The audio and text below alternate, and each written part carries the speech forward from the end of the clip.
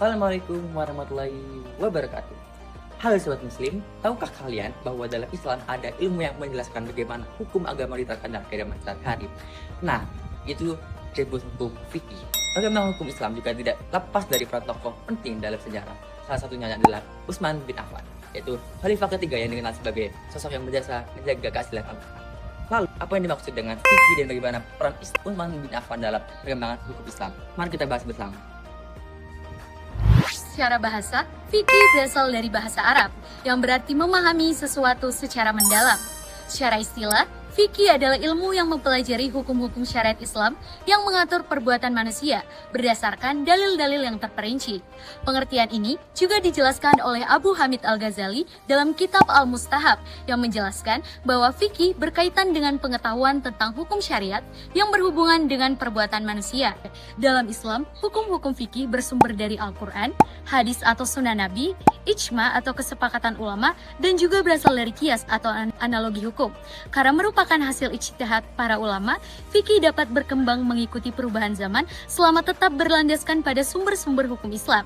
Sederhananya, fikih adalah ilmu yang menjelaskan bagaimana ajaran dan hukum Islam diterapkan dalam kehidupan sehari-hari. Halo Sobat Muslim, kali ini kita akan membahas mengenai sosok khalifah ketiga dalam sejarah Islam, yaitu Utsman bin Affan, yaitu sahabat Nabi yang dikenal lembut dan juga dermawan. Nah, Utsman bin Affan sendiri memimpin umat Islam setelah Umar bin Khattab pada tahun 644 sampai 656 Masehi dan diangkat menjadi khalifah saat usianya sekitar 70 tahun. Ia memeluk Islam atas ajakan Abu Bakar As-Siddiq dan termasuk di antara orang-orang awal yang masuk Islam. Beliau juga memiliki hubungan dengan Nabi Muhammad karena menikah dengan dua putri beliau, yaitu Rakia binti Muhammad dan juga Ummu Kulsumat binti Muhammad. Dari kisah ini kita dapat melihat bahwa Utsman bin Affan adalah sahabat yang memiliki keteguhan impian dan kedekatan yang istimewa dengan Rasulullah. Teman-teman semua, bagaimana sih kondisi zaman ketika Utsman bin Affan memimpin umat Islam? Pada masa pemerintahannya, wilayah Islam terus berkembang melalui berbagai ekspansi ke daerah-daerah baru.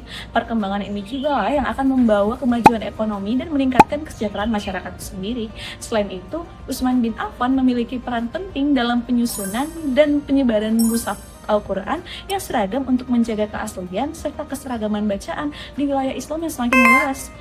Namun, di balik berbagai keberhasilan tersebut, pada akhir masa kepemimpinannya mulai muncul ketegangan dan konflik internal di tengah masyarakat. Konflik ini akhirnya berujung pada peristiwa tragis, yaitu terbunuhnya Khalifah Utsman bin Affan. Sahabat Muslim perlu nih mengetahui bahwa selama masa kepemimpinan Utsman bin Affan, beliau membuat kebijakan yang sangat amat mulia.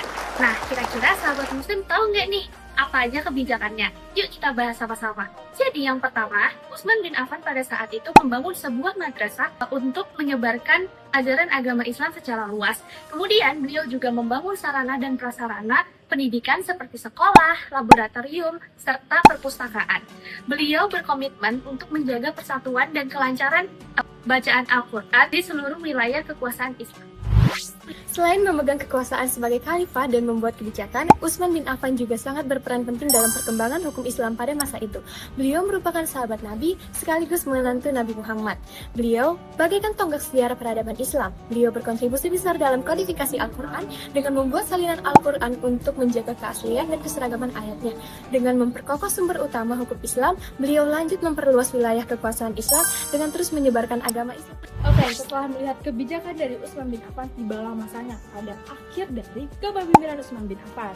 Nah, pada saat itu kondisi politiknya sedang tidak baik-baik saja, teman-teman. Pada saat itu ada sekelompok orang yang ingin melakukan pemberontakan kepada Utsman bin Affan.